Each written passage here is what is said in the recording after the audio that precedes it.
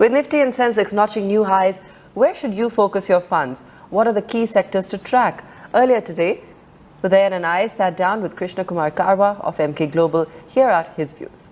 All right, Krishna, when it comes to some of the sectoral themes in the market, what are you eyeing right now? Would it be some of those financial names, auto names, consumer discretionary, on the back of perhaps the growth story? What are you looking at and what's exciting you? See, as far as banks and financial services are concerned, I think we have seen a good quarter and credit growth seems to be very, very strong. So that will continue to deliver returns to investors from a next 6 to 12 months perspective. So there's no doubt about that. But from a medium-term perspective, I think the whole manufacturing space, which constitutes almost 55-60% of the market cap, I think there is a lot of opportunity for investors who look to invest from a medium-term perspective.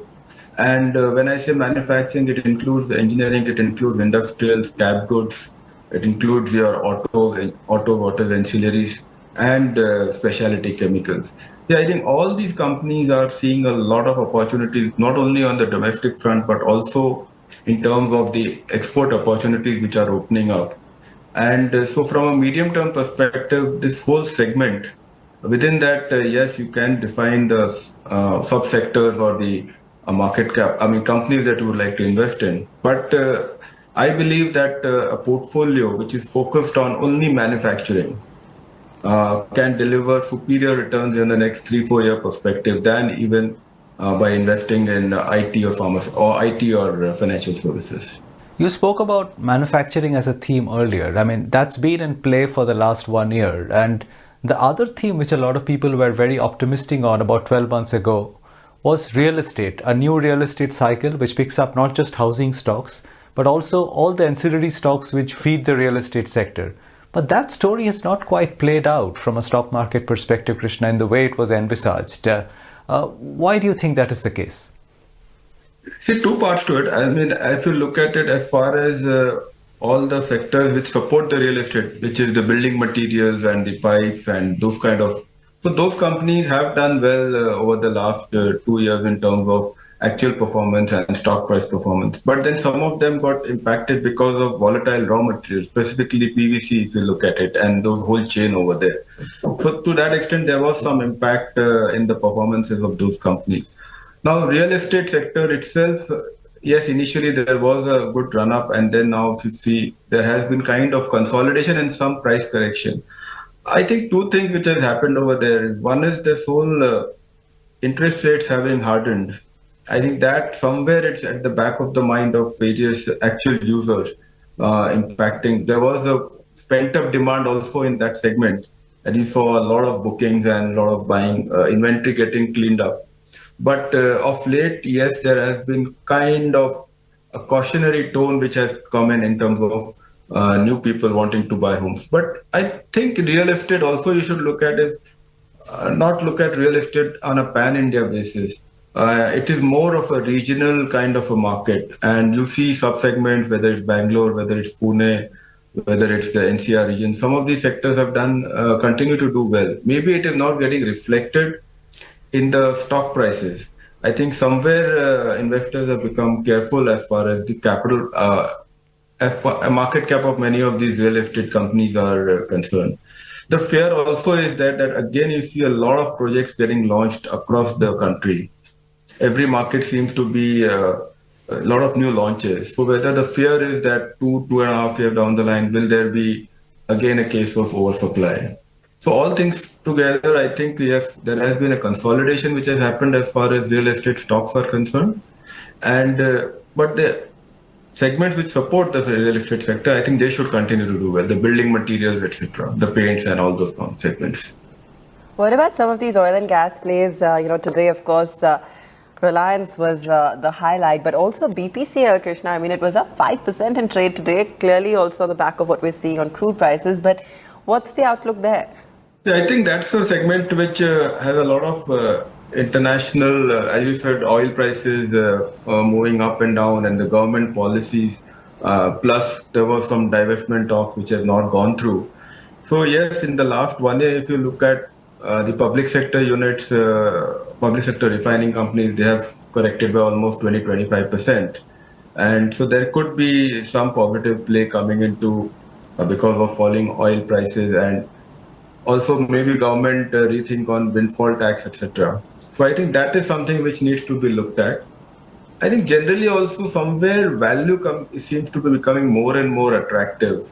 So amongst public sector, if you have seen across there has been a lot of positives wherever there is value. So value over growth, it seems that value is getting a flavor, and maybe some of these companies could also be benefiting over the overall general theme that the valuations of these companies are attractive, and you could see possibly some uptick. But I think oil marketing companies, you need to be careful. There is always a lot of government interferences based on their agenda of the day.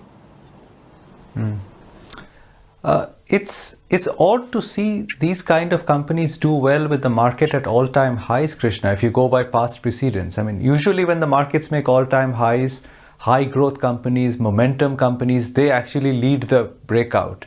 But in this market, a lot of the undervalued or value plays are doing well. Large caps are doing better than mid caps and small caps. What's that telling you about the texture of the market? You don't suspect it's a distribution phase, right, which leads to a sharp correction thereafter?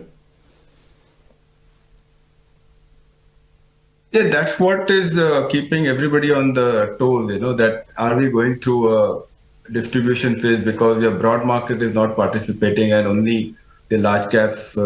But and if subsequent only later on we'll come to know whether exactly what happened. But having said that, look at it this way. I think thematically or from a thought process now, we have seen that